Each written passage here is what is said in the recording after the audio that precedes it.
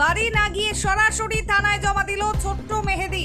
মুর্শিদাবাদের শামশেরগঞ্জে সততার এক বিরল দৃষ্টান্ত স্থাপন করলো এক খুদে শিশু। রাস্তায় কুড়িয়ে পাওয়া লক্ষাধিক টাকা ও গুরুত্বপূর্ণ নথি ভর্তি ব্যাগ নিজের কাছে না রেখে সরাসরি থানায় জমা দিয়ে সকলের প্রশংসা কুড়িয়েছে ধুলিয়ান হিজলতলার ছোট্ট মেহেদি হাসান। জানা গিয়েছে, ধুলিয়ান হিজলতলা এলাকার বাসিন্দা মেহেদি রাস্তা দিয়ে যাওয়ার সময় হঠাৎই একটি ব্যাগ পড়ে থাকতে দেখে। কৌতূহল বশত ব্যাগটি খুলতেই চোখে পড়ে নোটের বান্ডিল। মুহূর্তের জন্য প্রলোভনে না পড়ে সে তৎক্ষণাৎ বিষয়টি পরিবারের সদস্যদের জানায়। এরপর দেরি না করে পরিবারের সঙ্গে মেহেদি সোজা পৌঁছে যায় শামশেরগঞ্জ থানায় এবং পুরো ঘটনাটি পুলিশকে জানিয়ে ব্যাগটি তাদের হাতে তুলে দেয়। পুলিশ বিস্তারিত বিষয়টি খতিয়ে দেখে ব্যাগের প্রকৃত মালিককে খুঁজে বের করে।